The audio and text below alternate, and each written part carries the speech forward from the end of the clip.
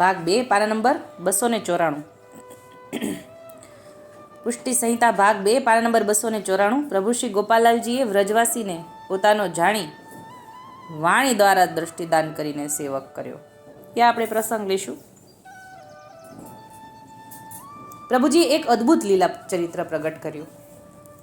અહીંયા સાખી આપી છે। વિમુખ એક વ્રજવાસી ઉપર ટોનો કછુક ચલાયો, નામ નહીં શ્રીજી કો વાકુ, તાબિન એ તો પાયો। પાચા બાબાએ કહ્યું, વશરામદાસ, દૈવી જીવો ઉપર કરુણા કરવા પ્રભુજી અનેક લીલા ચરિત્ર દેખાડે છે। શ્રીનગરમાં એક વ્રજવાસી હતો। તેને વ્રજવાસીપણાનું ઘણું ઘમંડ રહેતું કે અમે તો ભાઈ વ્રજવાસી એમ। તેથી તે શ્રીજીનો સેવક થયો ન હતો, કેમ કે એને એવું હોય કે અમે વ્રજવાસી છીએ અને ઠાકોરજી વ્રજના જ છે ને, એટલે એને ઘમંડ એટલું બધું હતું, શ્રીજીના સેવક થવાનું એને મન ન થયું અને વૈષ્ણવના ચરિત્રો ગુપ્ત રીતે જોયા કરે પણ પોતાનું ધાર્યું કંઈ થાય નહીં। પાખંડ કરે પણ પાખંડ ખુલ્લું પડી જાય, એમ તે ઘણો વિમુખ થતો જતો હતો। જો વૈષ્ણવનો દ્રોહ કરીએ તો એ વધારે ને વધારે આપણે ઠાકોરજીથી દૂર જતા રહીએ। એ અહીંયા અંદર ભાવ છુપાયેલો છે કે એ વૈષ્ણવના ચરિત્રો ગુપ્ત રીતે જોયા કરે અને પાખંડ કરે। પાખંડ તો ખુલ્લું પડી જાય પણ એ વિમુખ જતા રહેતા હતા। વારા ઘડીએ પાખંડ કરે એમ વધારે વિમુખ થતા જાય। શ્રીજીને વિદાય થવાના સમાચાર જાણીને તે કુતૂહલ વૃત્તિથી દર્શન કરવા આવ્યો। ઠાકોરજી શ્રીનગરમાં બિરાજે છે અને શ્રીનગરથી ઠાકોરજી વિજય થવાના છે એટલે એ સાંભળ્યું, એટલે ત્યાંથી કુતૂહલ દ્રષ્ટિથી વૃત્તિથી જોવા આવે છે અને જાણે કોઈ મોટો પંડિત હોય ને એમ થઈને ઊભો રહ્યો। શ્રીજી તેના મનની વૃત્તિ જાણી ગયા અને આપશ્રીએ તેના ઉપર ટોણો કરતા કહ્યું, પંડિત કહા દેખત હો, એટલે શું જોવો છો? પ્રભુજીની વાણી દ્વારા પ્રભુજીએ એને દૃષ્ટિદાન કર્યું।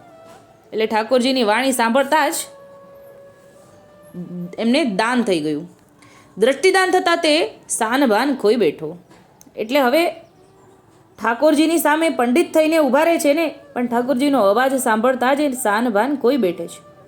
તેને શ્રીજીના સ્વરૂપમાં સમગ્ર વ્રજમંડળ અને વ્રજવાસીઓનું દર્શન થયું। એટલે કે સામે સન્મુખ ઠાકોરજીની સન્મુખ ઊભા છે અને ઠાકોરજીના સ્વરૂપની અંદર આખું વ્રજ છે અને વ્રજવાસીઓ પણ ઠાકોરજીના સ્વરૂપમાં છે એવા દર્શન થાય છે।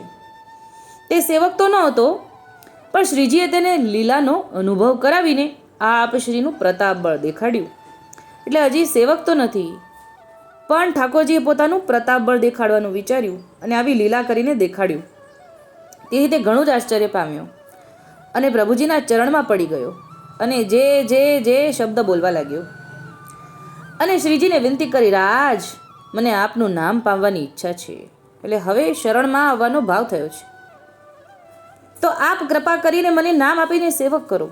પ્રભુજી, મેં આપના સ્વરૂપને જાણ્યું નહીં, તો મારો અપરાધ ક્ષમા કરવા કૃપા કરો। મને આપનો ગોલો કરીને પ્રભુજી આપનો સેવક કરું, હું સદા આપનો થઈને રહું તેવી કૃપાનું દાન કરું। હવે જેવો ઠાકોરજીનો માત્ર ખાલી અવાજ સાંભળ્યો ત્યાં એને અંદરથી પંડિતાઈનું ગર્વ તો ઓગળી ગયું અને ઠાકોરજીએ એમને વ્રજમંડળ વ્રજવાસીઓ સહિતના દર્શન આપ્યા। પછી શરણમાં આવવાનો ભાવ થાય છે। શ્રીજીએ તેના ઉપર કરુણા દ્રષ્ટિ કરી, તેનો નામ આપીને તેને સેવક કર્યો, તેનો સર્વ દોષ નાશ પામ્યો। પોતાના મનમાં જે ભ્રમણા હતી તે તત્કાળ દૂર થઈ ગઈ। પ્રભુજીનું આવું પ્રતાપ બળ જોઈને રાજા તથા વૈષ્ણવ સમાજ અતિ પ્રભાવિત થયા અને પ્રભુજીની ખૂબ જ પ્રશંસા કરવા લાગ્યા અને જેહોના નાદ સાથે પ્રભુજીનો જયકાર બોલવા લાગ્યા। રાજા એટલે કાશ્મીરના રાજા, જે આ પ્રસંગના પહેલાં જ શરણે આવે છે એવો પ્રસંગ છે।